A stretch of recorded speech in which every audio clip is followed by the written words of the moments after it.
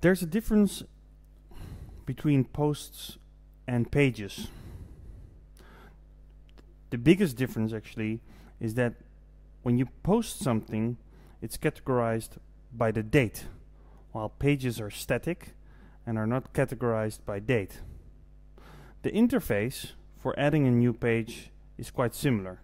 So for instance, if I say add new and I say my new page, here is the text of my new page, then all the settings seem the same. You also have the HTML button, etc., etc. But when you look to the right, you don't see the tags, you don't see the categories.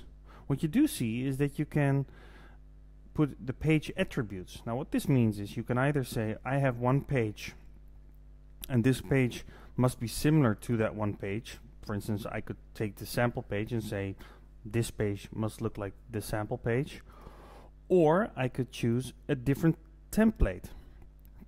So for instance, I can say one column, no sidebar. Then when I'm finished, and for this I will just press publish. When I go to the home page,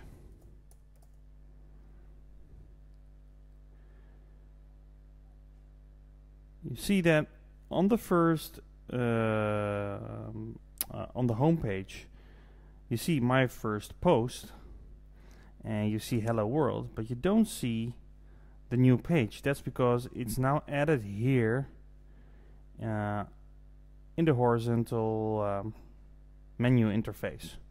If I go to my new page, you see in this page you don't have the sidebar as you have in the first one, or in the posts. For instance, if I go to home and I press on my first post, then you still see the sidebar.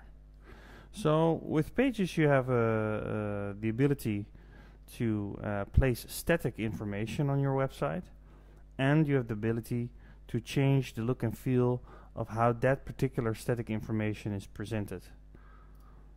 For instance, without a sidebar.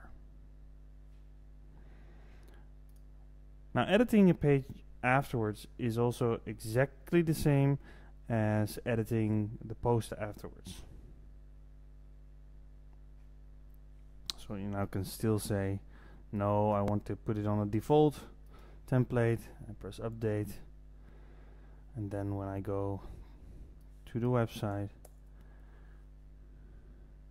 and I have my new page here and I press it, you see here's my new page, but the sidebar is there.